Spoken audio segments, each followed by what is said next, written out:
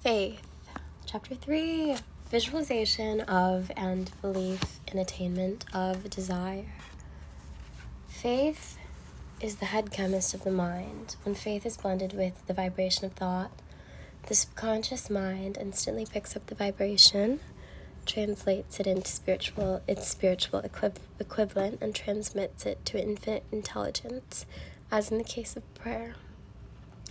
The emotions of faith, love, and sex are the most powerful of all the major positive emotions.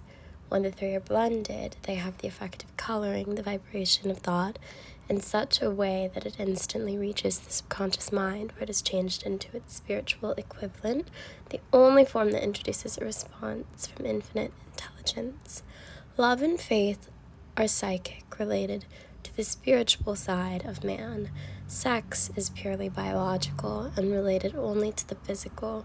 The mixing or blending of these three emotions has the effect of opening a direct line of communication between the infinite thinking mind of man and infinite intelligence. How to develop faith.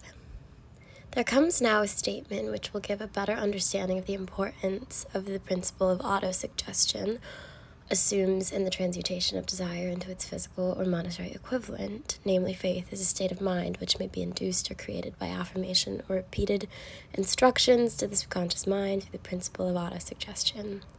As an illustration, consider the purpose for which you are presumably reading this book. The object is naturally to acquire the ability to transmute the intangible thought, impulse of desire, into its physical counterpart, money. By following the instructions laid down in the chapters on autosuggestion in the subconscious mind, as summarized in the chapter on autosuggestion, you may convince the subconscious mind that you believe you will receive that for which you ask, and it will act upon that belief which your subconscious mind passes back to you in the form of faith, followed by definite plans for procuring that which you desire. The method by which one develops faith, where it does not already exist, is extremely difficult to describe, almost as difficult in fact as it would be to describe the color of red to a blind man who has never seen color and has nothing with which to compare what you describe to him. Faith is a state of mind which you may develop at will after you have mastered the 13 principles, because it is a state of mind which develops voluntarily through application and use of these principles. Repetition of affirmation of orders to your subconscious mind is the only known method of voluntary development of the emotion of faith. Perhaps the meaning may be made clearer through the following explanation as to the way men sometimes become criminals. Stated in the words of a famous criminologist, when men first come into contact with crime, they abhor it. They remain in contact with crime for a time, they become accustomed to it and endure it. If they remain in contact with it long enough, they finally embrace it and become influenced by it. This is the equivalent of saying that any impulse of thought which is repeatedly passed on to the subconscious mind is finally accepted and acted upon by the subconscious mind, which proceeds to translate that impulse into its physical equivalent by the most practical procedure available. In connection with this, consider again the statement, all thoughts which have been emotionalized, given feeling, and mixed with faith begin immediately to translate themselves into their physical equivalent or counterpart. The emotions, or the feeling portion of thoughts, are the factors which give thoughts vitality, life, and action. The emotions of faith, love, and sex, when mixed with any thought impulse, give it greater action than any of these emotions can do singly. Not only thought impulses which have been mixed with faith, but those which have been mixed with any of the positive emotions or any of the negative emotions may reach and influence the subconscious mind. From this statement, you will understand that the subconscious mind will translate into its physical equivalent a thought impulse of a negative or destructive nature just as readily as it will act upon thought impulses of a positive or constructive nature. This accounts for the strange phenomenon which so many millions of people experience, referred to as misfortune or bad luck.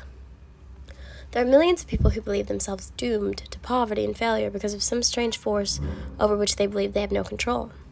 They are the creators of their own misfortunes because of this negative belief, which is picked up by the subconscious mind and translated into its physical equivalent.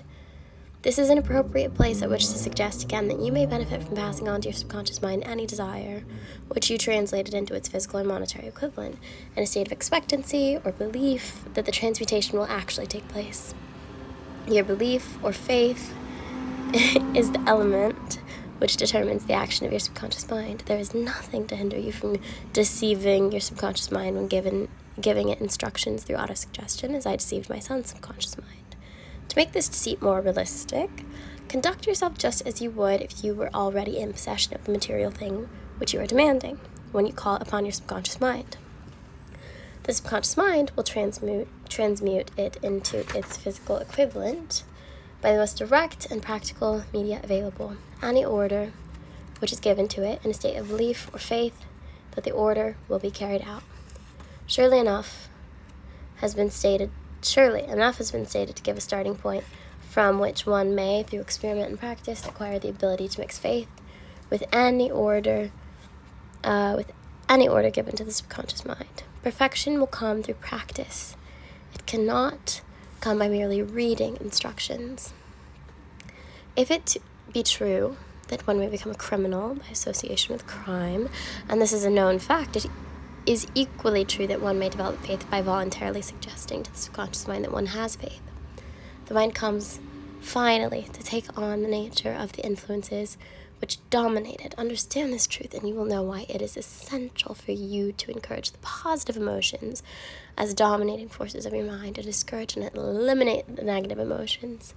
A mind dominated by positive emotions becomes a favorable abode for the state of mind known as faith.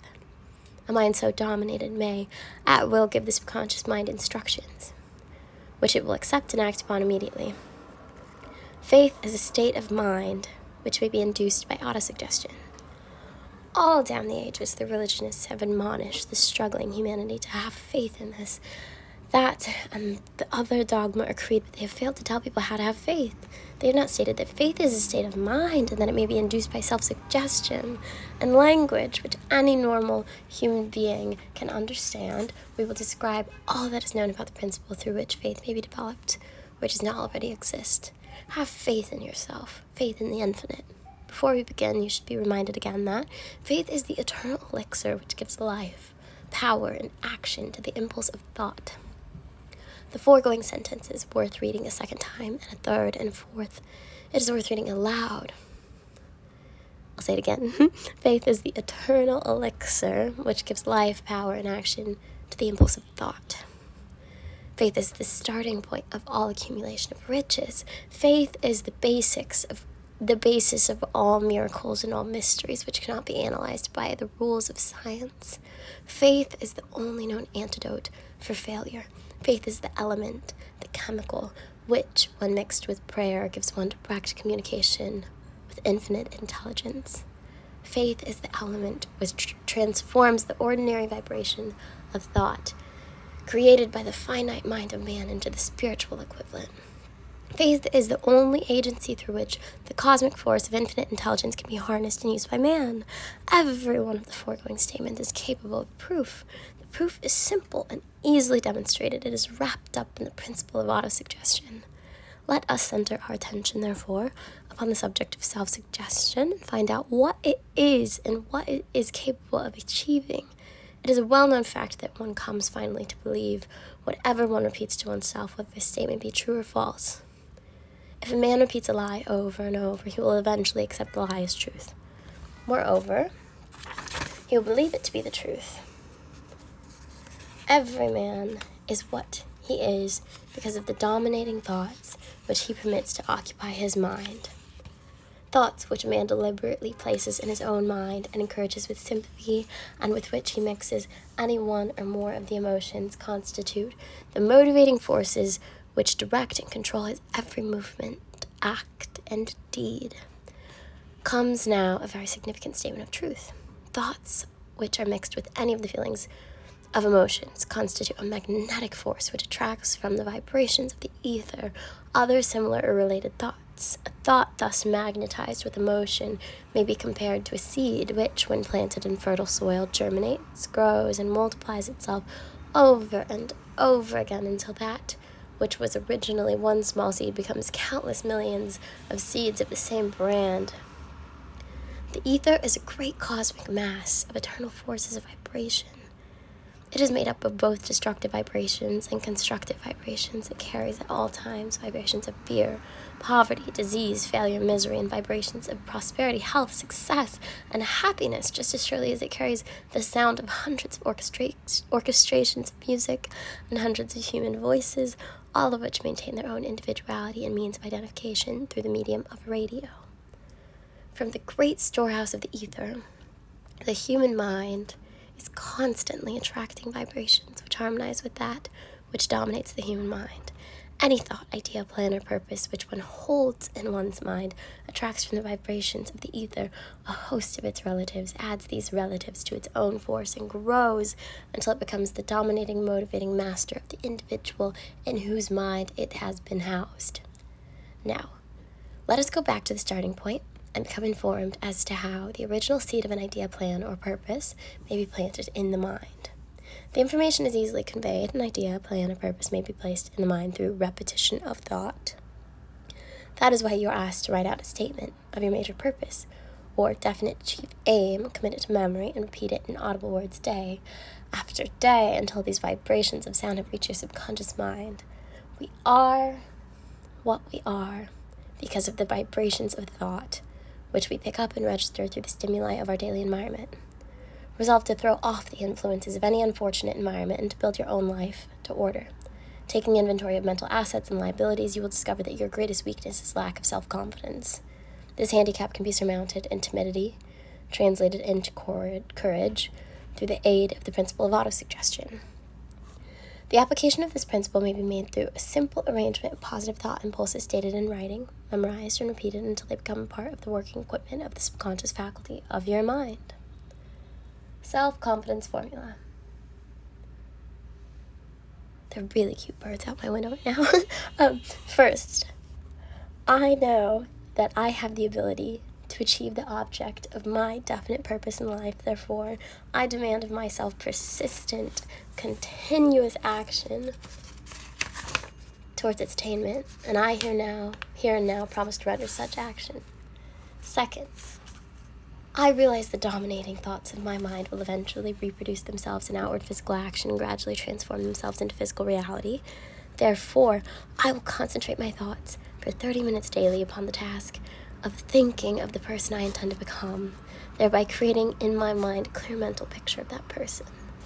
Third, I know through the principle of autosuggestion, any desire that I persistently hold in my mind will eventually seek expression through some practical means of attaining the object back of it. Therefore, I will devote 10 minutes daily to demanding of myself the development of self-confidence. Fourth, I have clearly written down a description of my definite chief aim in life, and I will never stop trying until I shall have developed sufficient self-confidence for its attainment. Fifth, I fully realize that no wealth or position can long endure unless built upon truth and justice. Therefore, I will engage in no transaction which does not benefit all whom it affects. I will succeed by attracting to myself the forces I wish to use and the cooperation of other people. I will induce others to serve me because of my willingness to serve others. I will eliminate hatred, envy, jealousy, selfishness, and cynicism by developing love for all humanity, because I know that a negative attitude towards others can never bring me success. I will cause others to believe in me, because I will believe in them and in myself. I will sign my name to this formula, commit it to memory, and repeat it aloud once a day with full faith that it will gradually influence my thoughts and actions, that I will become a self-reliant and successful person. Back of this formula is a law of nature which no man has yet been able to explain. It has baffled the scientists of all ages. The psychologists have named this law autosuggestion and let it go at that.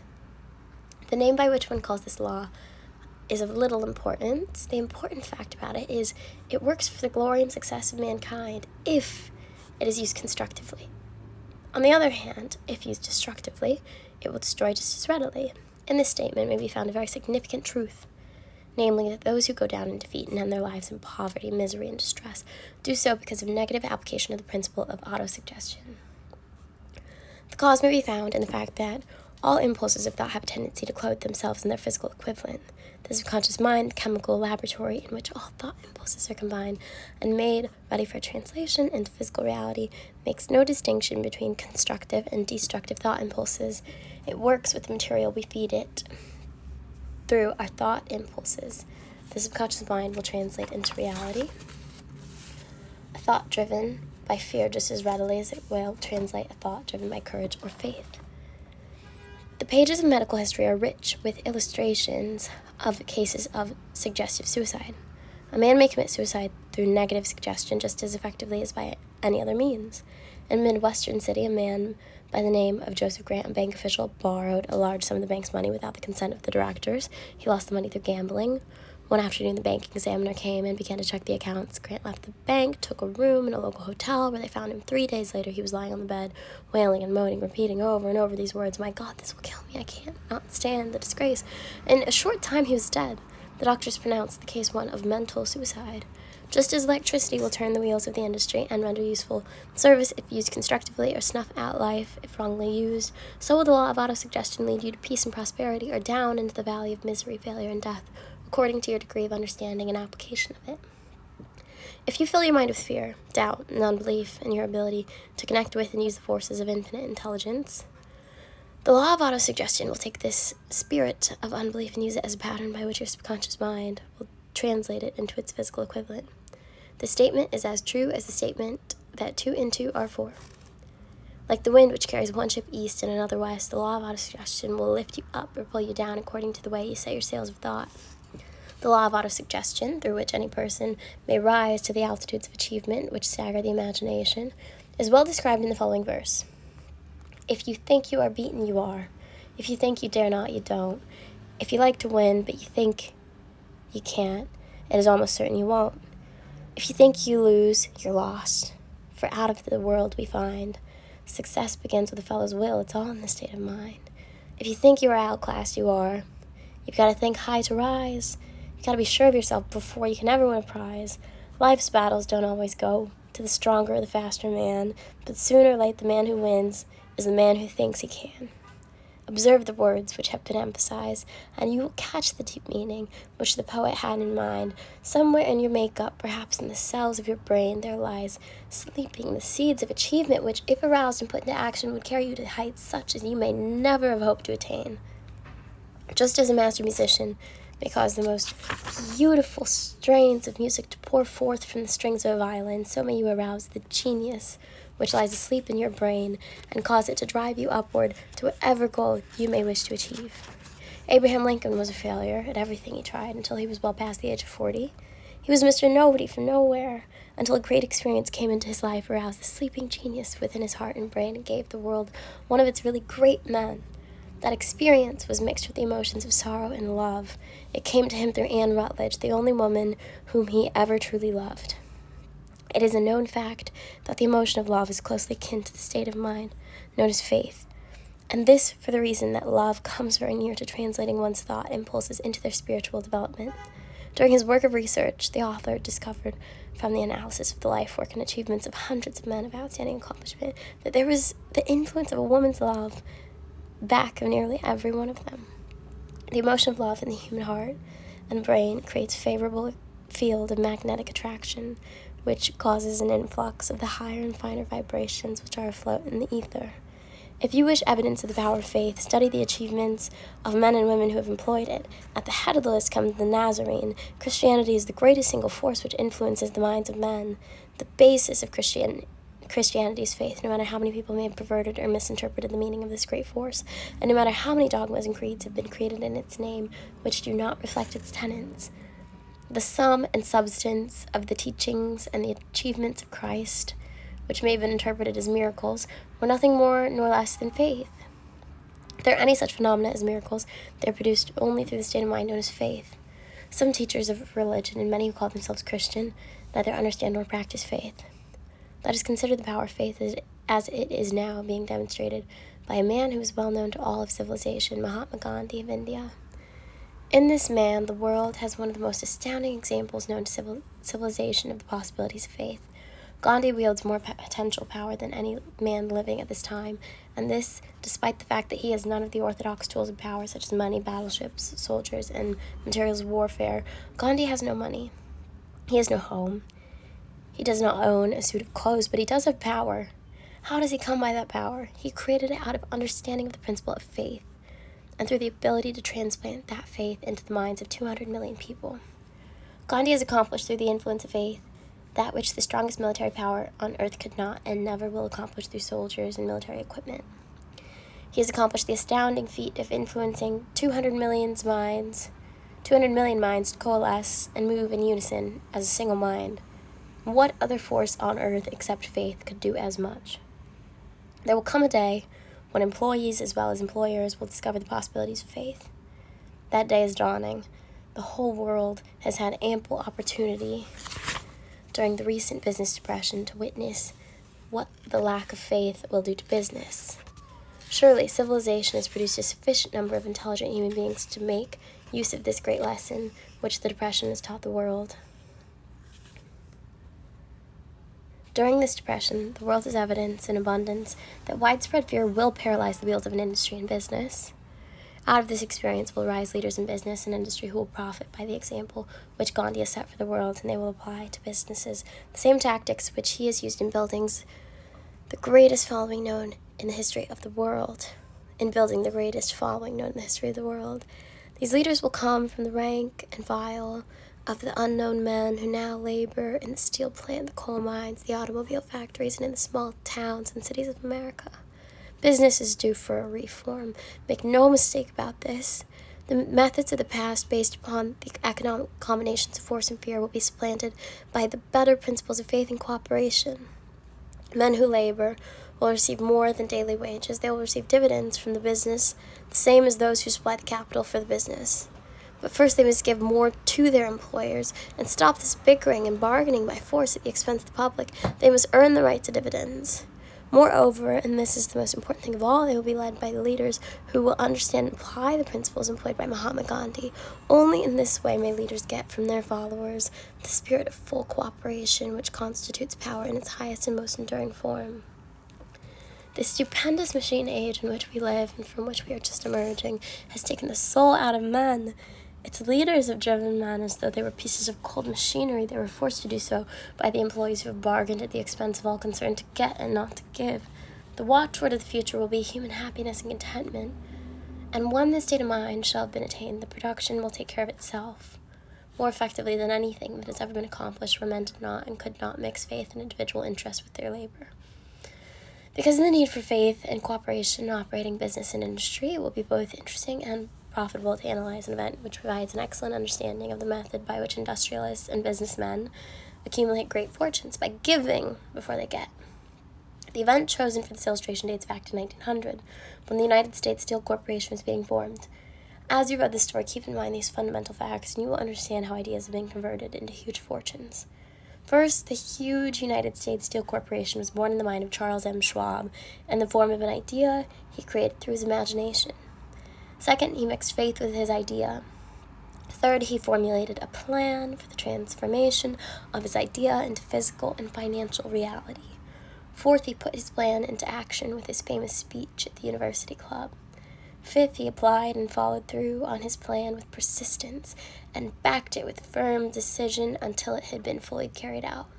Sixth, he prepared the way for success by a burning desire for success. If you are one of those who have often wondered how great fortunes are accumulated, the story of the creation of the United States Steel Corporation will be enlightening. If you have any doubt that men can think and grow rich, this story should dispel that doubt, because you can plainly see in the story of the United States Steel the application of a major portion of the 13 principles described in this book. This astounding description in the power of an idea was dramatically told by John Lowell in the New York World Telegram, with whose courtesy it is here reprinted. A pretty after-dinner speech for $1 billion, when, on the evening of December 12, 1900, some 80 of the nation's financial nobility gathered in the banquet hall of the University Club on Fifth Avenue to honor to a young man from out of the West. Not half a dozen of the guests realized they were to witness the most significant episode in American industrial history. J. Edward Simmons and Charles Stuart Smith, their hearts full of gratitude for the lavish hospitality bestowed on them by Charles M. Schwab during a recent visit to Pittsburgh, had arranged for the dinner to introduce the 38-year-old Steelman to the Eastern Banking Society. But they didn't expect him to stampede the convention. They warned him, in fact, that the bosoms within New York's stuffed shirts would not be responsive to oratory, and that if he didn't want to bore the Stillmans and Harrimans and Vanderbilts, he had better limit himself to 15 or 20 minutes of polite vaporings and let it go at that. Even John Pierpont Morgan, sitting on the right hand of Schwab as he became his imperial dignity, intended to grace the banquet table with his presence only briefly, and so far as the press and public were concerned, the whole affair was of so little moment that no mention of it found its way into print the next day. So the two hosts and their distinguished guests ate their way through the usual 7 or 8 courses. There was little conversation, and what there was of it was restrained. Few of the bankers and brokers had met Schwab, whose career had flowered along the banks of the Monongahela, and none knew him well. But before the evening was over, they, and with them Moneymaster Morgan, were to be swept off their feet, and a $1 billion baby, the United States Steel Corporation, was to be conceived. It is perhaps unfortunate for the sake of history that no record of Charlie Schwab's speech at the dinner ever was made. He repeated some parts of it at a later date during a similar meeting of Chicago bankers, and still later when the government brought suit to dissolve the Steel Trust, he gave his own version from the witness stand of the remarks that stimulated Morgan into a frenzy of financial activity. It is probable, however, that it was a homely speech, somewhat ungrammatical, for the niceties of language never bothered Schwab, full of epigram and threaded with wit. But aside from that, it had a galvanic force and effect upon the $5 billion of estimated capital that was represented by the diners. After it was over and the gathering was still under its spell, although Schwab had talked for 90 minutes, Morgan led the orator to a recessed window where, dangling their legs from the high, uncomfortable seat, they talked for an hour more. The magic of the Schwab personality had been turned on full force, but what was more important and lasting was the full-fledged, clear-cut program that he laid down for the aggrandizement of steel. Many other men had tried to interest Morgan in slapping together a steel trust, after the pattern of the biscuit wire and hoop sugar, rubber, whiskey, oil, or chewing gum combinations. John W. Gates the gambler had urged it, but Morgan distrusted him. The Moore boys, Bill and Jim, Chicago stock jobbers who had glued together a match trust and a cracker corporation, had urged it and failed. Albert H. Gary, the sanctimonious country lawyer, wanted to foster it, but he wasn't big enough to be impressive, until Schwab's eloquence took J.P. Morgan to the heights, from which he could visualize the solid results of the most daring financial undertaking ever conceived. The project was regarded as a delirious dream of easy money crackpots. The financial magnetism that began a generation ago to attract thousands of small and sometimes inefficiently managed companies into large and competition-crushing combinations had become operative in the steel world through the devices of that jovial business pirate John W. Gates. Gates had already formed the American Steel and Wire Company out of a chain of small concerns, and together with Morgan had created the Federal Steel Company.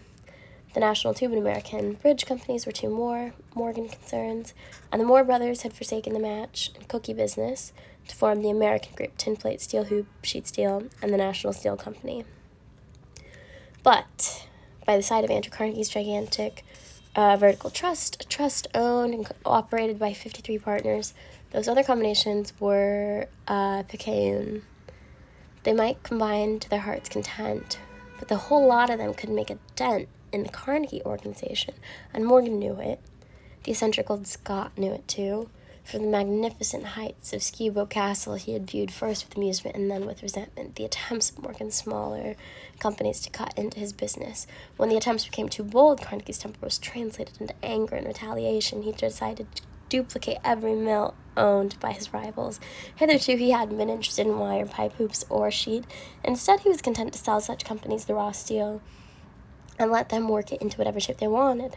Now, with Schwab as his chief and able lieutenant, he planned to drive his enemies to the wall. So it was in the speech of Charles M. Schwab, Morgan saw the answer to his problem of combination. A trust without Carnegie, giant of them all, would be no trust at all. Plum pudding, as one writer said, without the plums. Schwab's speech on the night of December 12, 1900, undoubtedly carried the inference, though not the pledge, that the vast Carnegie enterprise would be brought under the Morgan tent. He talked of the world future for steel, of reorganization for efficiency, of specialization, of the scrapping of unsuccessful mills, and concentration of effort on the flourishing properties of economics and the ore traffic, of economies and overhead and administrative departments, of capturing foreign markets. More than that, he told the buccaneers among them wherein lay the heirs of the customary piracy. Their purposes, he inferred, had been to create monopolies, raise prices, and pay themselves fat dividends out of privilege. Schwab condemned the system in his heartiest manner. The short-sightedness of such policy, he told his hearers, lay in the fact that it restricted the market in an era when everything cried for expansion. By cheapening the cost of steel, he argued, and an ever-expanding market would be created. More uses for steel would be devised, and a goodly portion of the world trade could be captured. Although he did not know it, Schwab was an apostle of modern mass production. So the dinner at the University Club came to an end. Morgan went home to think about Schwab's rosy predictions. Schwab went back to Pittsburgh to run the steel business for Andrew Carnegie, while Gary and the rest went back to their stock tickers to fiddle around in anticipation of the next move. It was not long coming.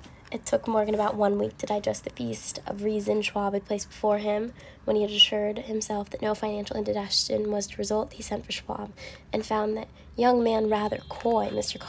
Carnegie, Schwab indicated, might not like it if he found his trusting company president had been flirting with the Emperor of Wall Street, the street upon which Carnegie was resolved to never tread. Then it was suggested by John W. Gates, the go-between, that if Schwab happened to be in the Bellevue Hotel in Philadelphia, J.P. Morgan might also happen to be there.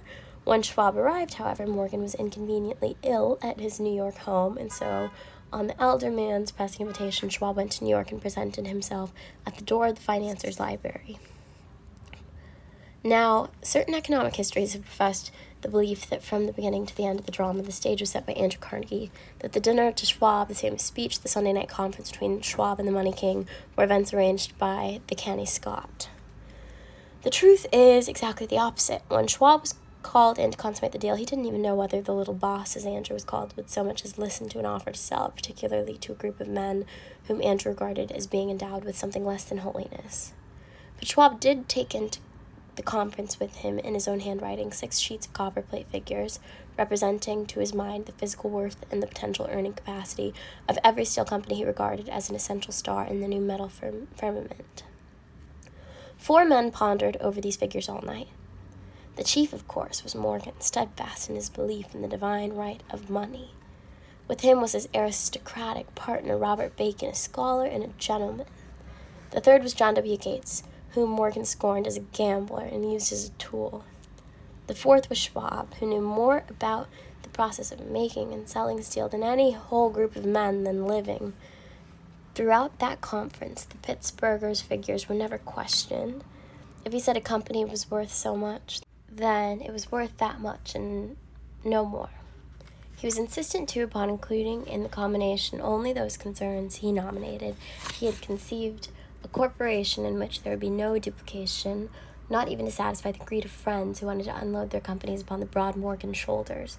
Thus, he left out by design a number of the larger concerns upon which the walruses and carpenters of Wall Street had cast hungry eyes. When dawn came, Morgan rose and straightened his back. Only one question remained. "Do you think you can persuade Andrew Carnegie to sell?" he asked. "I can try," said Schwab. "If you can get him to sell, I will undertake the matter," said Morgan. So far, so good, but would Carnegie sell? How much would he demand? Schwab thought about $320 million. What would he take payment in? Common or preferred stocks? Bonds? Cash? Nobody could raise $350 million in cash. There was a golf game in January on the frost-cracking heath of the St. Andrew's Links in Westchester, with Andrew bundled up in sweaters against the cold and Charlie talking volubly, as usual, to keep his spirits up. But no word of business was mentioned until the pair sat down in the cozy warmth of the Carnegie cottage hard by. Then, with the same persuasiveness that had hypnotized 80 millionaires at the University Club, Schwab poured out the glittering promises of retirement and comfort of untold millions to satisfy the old man's social caprices. Carnegie capitulated. wrote a figure on a slip of paper, handed it to Schwab, and said, "All right, that's what we'll sell for." The figure was approximately $400 million and was reached by taking the $320 million mentioned by Schwab as a basic figure and adding to it $80 million to represent the increased capital value over the previous 2 years. Later, on the deck of a transatlantic liner, the Scotsman said ruefully to Morgan, "I wish I'd asked you for $100 million more. If you had asked for it, you'd have gotten it," Morgan told him cheerfully. There was an uproar, of course. A British correspondent cabled that the foreign steel world was appalled by the gigantic combination. President Hadley of Yale declared that unless trusts were regulated, the country might expect an emperor in Washington within the next 25 years. But that able stock manipulator, Keene, went at his work of shoving the new stock at the public so vigorously that all the excess water, estimated by some at nearly $600 million, was absorbed in a twinkling. So Carnegie had his millions, and the Morgan Syndicate had $62 million for all its trouble, and all the boys from Gates to Gary had their millions. The 38-year-old Schwab had his reward. He was made president of the new corporation and remained in control until 1930. The dramatic story of big business, which you have just finished, was included in this book because it is a perfect illustration of the method by which desire can be transmuted into its physical equivalent. I imagine some readers will question the statement that a mere intangible desire can be converted into its physical equivalent. Doubtless some will say you cannot convert nothing into something. The answer is in the story of the United States Steel. That gigantic organization was created in the mind of one man. The plan by which the organization was provided with, the steel mills that gave it financial stability, was created in the mind of the same man. His faith, his desire, his imagination, his persistence were the real ingredients that went into United States Steel. The steel mills and mechanical equipment acquired by the corporation after it had been brought into legal existence were incidental, but careful analysis will disclose the fact that the appraised value of the properties acquired by the corporation increased in value by an estimated $600 million by the mere transaction which consolidated them under one management. In other words, Charles M. Schwab's idea, plus the faith with which he conveyed it to the minds of J.P. Morgan and others, was marketed for a profit of approximately $600 million, not an insignificant sum for a single idea. What happened to some of the men who took their share of the millions of dollars of profit made by this transaction is a matter with which we are not now concerned. The important feature of this astounding achievement is that it serves as unquestionable evidence of the soundness of the philosophy described in this book, because this philosophy was the warp and the woof of the entire transaction. Moreover, the practicality of the philosophy has been established by the fact that the United States Steel Corporation prospered and became one of the richest and most powerful corporations in America, employing thousands of people, developing new uses for steel, and opening new markets, thus proving that the $600 million in profit, which the Schwab idea produced, was earned. Riches begin in the form of thought. The amount is limited only by the person in whose mind the thought is put into motion. Faith removes limitations. Remember this when you are ready to bargain with life for whatever it is that you ask as your price for having passed this way. Remember also that the man who created the United States Steel Corporation was practically unknown at the time. He was merely Andrew Carnegie's Man Friday until he gave birth to his famous idea. After that, he quickly rose to a position of power, fame, and riches. There are no limitations to the mind except those we acknowledge. Both poverty and riches are the offspring of thought.